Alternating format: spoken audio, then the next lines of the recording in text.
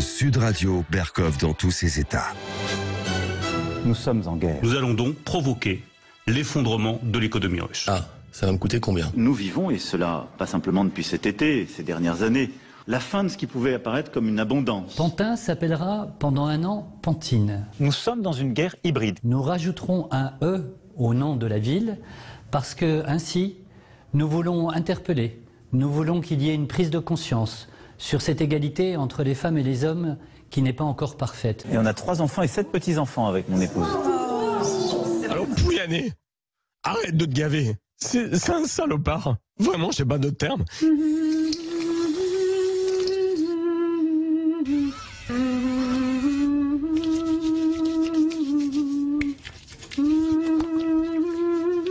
Quelle est cette voix suave pendant qu'elle est en train de se laver les mains? Et oui, vous l'avez reconnue, c'est Ursula von der Leyen, présidente de la Commission européenne.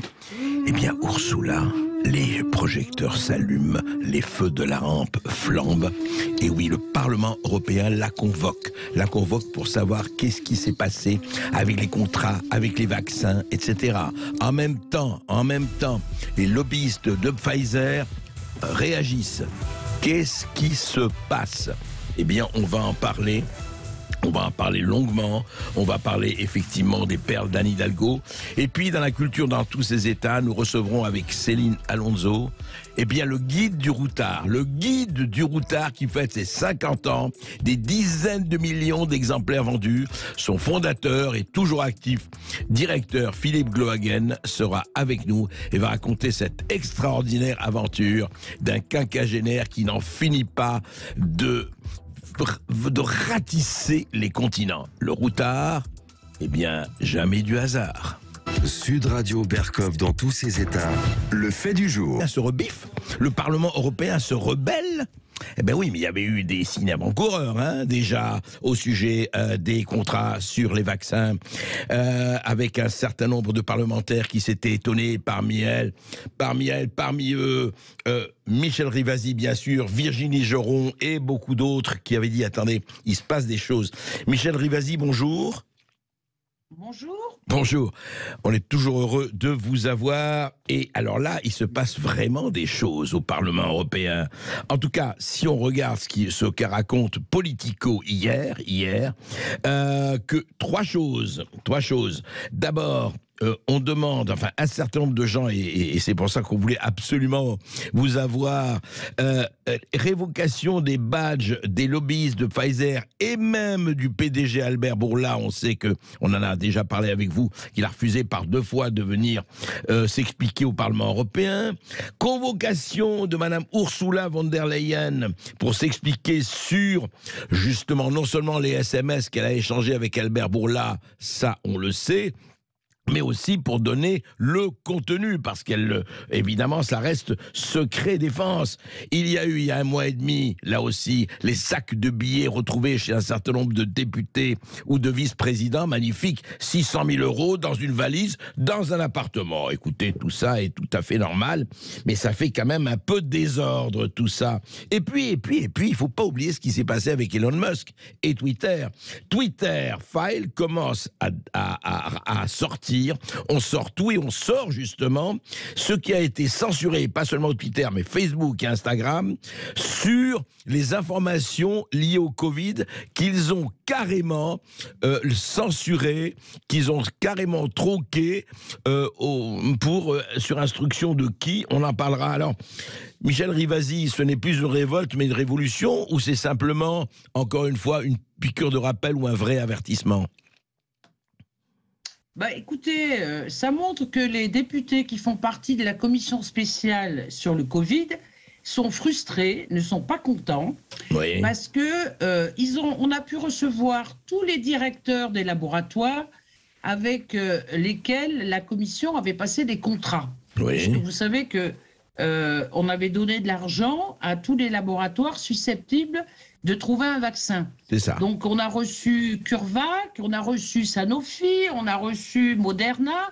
Monsieur Bancel a été auditionné et le seul qui refuse, c'est Pfizer. Et là, on l'a invité le 10 octobre. Au dernier moment, il n'est pas venu. Il nous a envoyé sa directrice de développement international, qui n'a pas pu répondre aux questions concernant le 3e contrat, qui est quand même, je tiens à le souligner, le plus gros contrat qui a jamais été signé par l'Union européenne. C'est autour de 37 milliards d'euros. C'est ça, près de 40 milliards d'euros, oui, exact. Oui. Voilà, puisque c'était, on commandait 1,8 milliard de doses. Donc c'est quand même considérable vis-à-vis de la population européenne. Donc, on a demandé à M. Burla de venir. On pouvait accepter qu'il vienne en visio. M. Bancel, qui est directeur de Moderna, on l'a fait en visio, donc il avait toute possibilité de choisir les dates. Et puis, la deuxième fois, il nous a répondu de façon éhontée en disant « Mais je n'ai rien à dire aux députés européens ». Alors, les députés européens ont dit « Puisque c'est ça, eh bien, on va empêcher les représentants de Pfizer de venir au Parlement européen. On va leur enlever leur badge et ils ne pourront plus venir. » Et donc, cette demande a été déposée au bureau du Parlement et c'est la présidente du Parlement européen qui va acter, avec bien sûr l'appui des groupes politiques, le fait que Pfizer ne pourra plus pénétrer dans le Parlement européen. Alors Michel Rivasi, juste un... Oui. Est-ce que ça a des chances d'être accepté, ça, par le Parlement européen? Vu la situation actuelle, vu ce qui se passe sur le Watergate, c'est-à-dire les actes de corruption que le Qatar a fait vis-à-vis de certains députés européens, on est vraiment, à l'heure actuelle, dans une position où le Parlement va aller dans ce sens-là. On l'avait obtenu, rappelez-vous, pour Monsanto et même pour Facebook, où on avait interdit à ces gens-là de venir maintenant au Parlement européen. Et puis, puisque M. Bourla ne veut pas répondre au niveau du Parlement européen de cette commission spéciale, eh bien, on a demandé à ce que, carrément, la présidente de la commission, Ursula von der Leyen, puisse s'expliquer sur les contrats qu'elle a eus, notamment le 3e contrat avec Pfizer. Ce fameux contrat de 40 milliards. Si elle accepte. Et je pense qu'elle n'a pas vraiment le choix de ne pas accepter, parce que si elle n'accepte pas de venir pour s'expliquer devant les députés européens, ça veut dire qu'elle va maintenir une zone d'ombre par rapport à ces contrats, qui représentent une somme colossale, et alors qu'elle peut s'expliquer. Parce que moi, j'ai regardé le détail. Quand elle a commandé ces doses, 1,8 milliard de doses, c'était en mars 2020. Donc, en mars même 2021. Donc, on était dans une période où on n'avait pas accès, vous savez, au vaccin d'AstraZeneca. Ils s'étaient engagés à nous donner 300 millions de vaccins qui n'ont pas pu honorer. Donc, elle a peut-être été soumise à la pression des différents gouvernements des États membres qui l'ont forcée, qui l'ont poussée, voyez, à faire des contrats rapides avec Pfizer. Mais qu'elle vienne s'expliquer. Si elle ne vient pas s'expliquer, eh bien, si vous voulez, on va aller dans cette espèce d'euroscepticisme au niveau de l'Europe, et ça ne va pas du tout dans le sens de la transparence, et qu'elle peut être capable de nous expliquer qu'est-ce qui s'est vraiment passé et pourquoi elle a dérogé aux règles européennes. Parce que ça a été confirmé par la médiatrice de l'Europe qui dit qu'elle n'a pas eu accès à ses SMS, elle n'a pas eu accès au contrat, ainsi que la Cour des comptes européenne qui dit « Nous, on a eu accès au premier contrat avec Pfizer, au 2e contrat, mais pas le 3e contrat. » Au fameux 3e contrat. Qu'elle vienne s'expliquer. Les parlementaires, là, sont mécontents. Alors, bien sûr, je tiens à le signaler, le Parti conservateur, le PPE, a refusé de convoquer la présidente de la commission ainsi que d'interdire aux représentants de Pfizer de venir, ainsi que Renew. C'est-à-dire, vous voyez, ce qui représente le parti de M. Macron, eh bien, ils ont refusé. Mais tous les autres, et on a la majorité, eh bien, on ne veut plus que Pfizer vienne au Parlement et on veut que la présidente de la commission vienne s'expliquer. Alors justement, Michel Rivasi, quand vous dites on ne veut plus que Pfizer vienne, est-ce qu'il s'agit de tous les représentants, même les lobbyistes de Pfizer, etc. C'est-à-dire que si le Parlement vous suit, tous les représentants, c'est ça. Écoutez, ça, Oui. Dans quelques semaines, on saura si le Parlement, dans sa globalité, nous suit là-dessus. Mais c'est une proposition des députés, donc avec une majorité des partis politiques, qui demandent que le Parlement donc refuse le badge à tous les représentants de Pfizer. De Pfizer. D'accord. Et ce sont les mêmes qui demandent aussi à ce qu'Ursula von der Leyen vienne s'expliquer devant le Parlement? Exactement. Devant la commission Covid. Devant la commission spéciale Covid, oui. Oui, exact. Donc, on accepte qu'elle vienne en huis clos, mais il faut qu'elle s'explique. Ouais. Est-ce que c'est elle qui a fait passer ces SMS? Pourquoi on ne peut pas avoir accès au contrat de pré-négociation, comme c'était le cas pour le premier et le deuxième contrat avec Pfizer? Elle peut nous expliquer pourquoi elle a été soumise à une pression telle des États membres qu'il a fallu qu'elle aille très vite. Il peut y avoir des explications, mais encore faut-il qu'elle vienne s'expliquer devant les parlementaires. Moi, je ne veux pas être un parlementaire godillot. Et maintenant, avec ce qui s'est passé sur le Watergate, de plus en plus de parlementaires veulent montrer une image de députés européens qui exigent des réponses à leurs questions. Et oui, il était grand temps et c'est très important, effectivement, et vous étiez quelques-uns et quelques-unes à suivre cela et à acter cela. Mais très franchement... on ne les lâche pas. On ne les lâche pas. Parce que s'ils ne viennent pas s'expliquer là-dessus, ça veut dire que tout est possible, tout est permis, et que des gens qui ont été démocratiquement élus n'ont pas accès au minimum des informations auxquelles ils ont droit. Oui, mais ça, attendez, Michel Rivasi, ça c'est déjà prouvé que jusqu'ici, en tout cas, vous, représentante du peuple européen, enfin, et beaucoup d'autres, vous n'avez pas eu accès. Cela fait quand même, disons, on est en 2023. Ce contrat a été signé, vous l'avez dit vous-même, en mars 2021. Donc, ça fait pratiquement 2 ans. Et voilà, et on en est toujours au même point. La même chose pour les SMS, les fameux SMS qu'aurait été changé, donc Ursula von der Leyen, avec le PDG de Pfizer, Albert Bourla. Ce qui est tout à fait intéressant, c'est qu'il faut attendre aujourd'hui. Vous avez vu ce qui s'est passé sur Twitter, où effectivement, depuis qu'Elon Musk est arrivé, quel que soit ce qu'on peut penser d'Elon Musk, c'est pas le problème.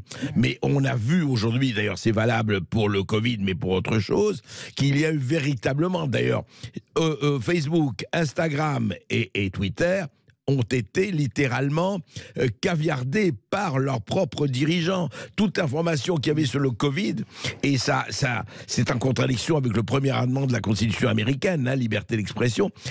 Qu'est-ce que ça vous inspire, ça, Michel Rivasi?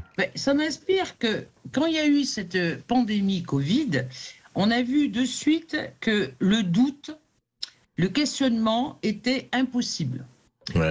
Et vous voyez que c'était hyper organisé parce que ça a touché les réseaux sociaux. Là, on voit que ça touche le Parlement européen. Alors, juste une parenthèse, c'est vrai que 5 députés écologistes, vous savez, ont saisi la Cour de justice européenne pour avoir accès à tous les contrats et qu'ils ne soient pas caviardés. Donc, j'attends, moi, une décision de la justice. Mais ce qui est quand même nouveau, c'est maintenant le parquet européen qui est saisi. C'est-à-dire que le parquet européen est en train d'investiguer à l'heure actuelle toute la problématique de ces SMS. Donc vous voyez, il y a la justice maintenant qui est entrée en action, qui est partie prenante pour obtenir les informations. Au niveau ce qui s'est passé sur Twitter et sur Facebook, vous savez, on a eu la même chose en France vis-à-vis des grands médias. Ils ont refusé à ce qu'il y ait un questionnement sur le pourquoi des choses. Et ça, dès qu'on était critique, dès qu'on posait des questions, on était mis dans les complotistes ou dans les anti-vax. Et je trouve ça scandaleux. C'est-à-dire qu'à l'heure actuelle, il est très difficile de poser des questions pour savoir qu'est-ce qu'il en est exactement et est-ce que les choix gouvernementaux, européens et internationaux se justifient ou pas. C'est-à-dire qu'on est pris dans une nasse où l'esprit critique... Vous voyez, moi je suis scientifique de formation, donc c'est vrai que souvent je doute ou j'essaie d'avoir une explication. Eh bien, à l'heure actuelle, on nous la refuse ou alors on nous met dans des des tiroirs, si vous voulez, oui. sur lesquels après on ne peut plus s'exprimer parce qu'on a une étiquette. Ouais. Mais moi, je revendique d'avoir une étiquette scientifique, une étiquette de doute et une étiquette que si je suis député européen, c'est pas pour être godillot. Si je suis député européen, tout le monde doit rendre des comptes, que ce soit les parlementaires vis-à-vis de leurs déclarations, etc., mais que ça soit aussi la Commission et que ça soit aussi les États membres. Parce que dans l'histoire des SMS, les États membres sont complices aussi, puisqu'ils ont eu, eux, accès au contrat et ils ont pu, par la pression qu'ils ont exercée sur la Commission, favoriser, si vous voulez, le fait qu'on ne respecte pas les procédures. Donc tout ça, eh bien, c'est pour ça qu'on a créé cette commission spéciale Covid. On veut avoir des explications. Mais encore faut-il que les gens viennent nous l'expliquer. Et s'ils ne viennent pas, eh bien, ils vont conforter cet esprit critique sur l'Europe qui ne joue pas le jeu de la transparence. Non, mais Michel Rivasi, en tant que député européen, on est là pour dire, nous, on veut la transparence. Et vous avez, non seulement vous avez totalement raison là-dessus, mais il est hallucinant, enfin il est vraiment exemplaire et très tristement significatif qu'en 2023, l'Europe, le berceau de la démocratie, vous soyez obligé de vous battre de ce point de vue pour la transparence, qui est quand même la moindre des choses, mais on a l'impression que, attention, c'est une obscénité de poser des questions. Quand même énorme, quoi. Énorme. Alors, en fait, juste les prochaines étapes, Michel Rivasi, que ce soit sur la convocation d'Ursula von der Leyen, que ce soit sur Pfizer, que ce soit sur le reste, il faut attendre maintenant comment va réagir le Parlement européen par rapport à ce qu'a demandé la commission spéciale Covid. C'est ça, on attend les réponses maintenant. Alors, ça, d'ici un mois, on va avoir la réponse vis-à-vis des représentants de Pfizer. D'accord. Et puis, dans quelques jours, on aura la réponse de la présidente de la Commission européenne. Mais je tiens à lui dire qu'elle a intérêt à venir parce qu'elle doit nous apporter des explications. Si ces explications sont dues à une pression qu'elle a pu avoir, et que je comprends d'ailleurs, parce qu'il faut se resituer. En mars 2021, on n'avait pas accès au vaccin. Oui, mais ça peut être d'autres raisons. Michel Rivasi, ça peut être aussi d'autres raisons, vous le savez. Oui, tout à fait. Mais qu'elle vienne s'expliquer. Et si elle ne vient pas, eh bien, elle va conforter cette critique que font beaucoup de gens vis-à-vis du manque de transparence de l'Europe. Mais juste une dernière question, Michel Rivasi. Si elle ne vient pas, par exemple, si elle dit oui, bah écoutez, très bien, j'ai écouté, je ne viens pas. Il n'y a aucun recours, il n'y a aucune sanction que peut exercer le Parlement européen vis-à-vis de la Commission européenne. C'est intéressant parce que c'est le fond du problème, ça. C'est que est-ce que le Parlement européen a un moyen d'action sur la Commission européenne pour obliger sa présidente à venir ou pas? Ah bah écoutez, là... je vais demander à ce que l'imaginaire des députés européens s'exerce. Parce qu'on peut lancer une pétition au niveau de l'ensemble des députés européens. Si on peut essayer de faire une pression terrible, mais encore faut-il que les députés européens suivent. Mais si elle ne vient pas, eh bien, ça veut dire que c'est un affront vis-à-vis de la propre structure du Parlement européen. C'est clair. Donc, on ne va pas en rester là. Merci beaucoup Michel Rivasi. Écoutez, on va suivre ça. Eh bien, on vous fait vraiment confiance, ça c'est clair. Et on va voir ce qui va se passer. En tout cas, rendez-vous dans les prochaines semaines pour le feuilleton Ursula. Et on va voir si elle va continuer à se laver les mains en chantant l'hymne européen. Ça va être très intéressant. À bientôt Michel Rivasi. Allez, à bientôt, merci. Sud Radio Berkov dans tous ses états. Les perles du jour. Que Anne Hidalgo fout le bordel. Rappelez-vous ce qu'elle disait au moment de la campagne présidentielle où elle s'était présentée. Vous rappelez-vous, en mars 2022, elle avait dit d'ailleurs cette phrase qui lui avait valu le score absolument brejnevien qu'elle avait obtenu. Elle avait dit, écoutez, moi, mon ambition, c'est de faire de la France entière ce que j'ai fait à Paris. Résultat des courses, elle a eu moins de 2% des voix. C'est incroyable que les Français n'aient pas compris que ce serait extraordinaire que Paris ne soit pas le modèle de la France avec ces extraordinaires rues de Rivoli, ces extraordinaires diversité des moyens de transport. D'ailleurs, voilà ce qu'elle disait à l'époque de la campagne, Anne Hidalgo, écoutez. Les jeunes dont vous parlez. Alors peut-être les jeunes des territoires continuent à passer leur permis de conduire. Bien sûr, et je veux les accompagner. Et je veux les accompagner de ce que sont les territoires aujourd'hui. Les jeunes parisiens, et ce n'est no offense comme on dit en anglais, mais quand ils voient la circulation dans Paris aujourd'hui, et vous y êtes pour quelque chose, peut-être que c'est pour ça qu'ils n'ont pas envie de passer le permis de conduire. C'est vrai, ça roule beaucoup mieux, et surtout, ils se disent qu'à vélo, c'est beaucoup mieux encore, vous voyez. Ah là là, écoute, c'est tellement vrai, ça roule tellement mieux, et ça va beaucoup mieux, et puis à vélo, c'est tellement mieux.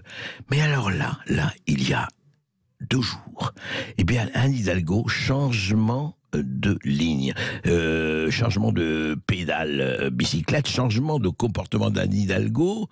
Écoutez, là, ce qu'elle disait, là, il y a quelques heures, même quelques jours. Écoutez. La sécurité routière et la difficile cohabitation entre les piétons, les cyclistes, les trottinettes, les taxis, les véhicules de livraison et les bus. En fait, ça ne va pas. Alors, nous allons régler les problèmes. Alors je ne comprends pas, mais qu'est-ce qui s'est passé entre mars 2022 et janvier 2023 ? Du coup, ça ne va pas. Pourtant, on roulait tellement mieux à Paris. Tout le monde était heureux à bicyclette, il n'y a pas de problème. Tout le monde était à trottinette de 7 à 77 ans. Et même les berceaux, on les mettait sur les trottinettes, tout allait bien. Et d'un coup, bus, taxi, trottinette, bicyclette, ça ne va plus. Eh bien, écoutez, comment l'esprit vient aux jeunes filles. Aujourd'hui, on dirait comment l'esprit vient à Anne Hidalgo. Voilà, elle a été touchée par la grâce. Elle a compris, joie, pleurs de joie. Anne Hidalgo s'est rendu compte de ce qui se passait dans Paris. Vous allez me dire, elle est là depuis 10 ans, 15 ans, elle était là avec Bertrand Delanoë. Oui, mais vous savez, des fois ça met du temps, il faut comprendre, c'est comme les conversions, ça met du temps, il faut laisser le temps au temps, comme disait le grand François Mitterrand. Voilà, eh bien Anne Hidalgo a été donc touchée par la grâce, on verra si ça va se traduire dans la capitale par quelques changements. Écoutez, l'espoir fait vivre.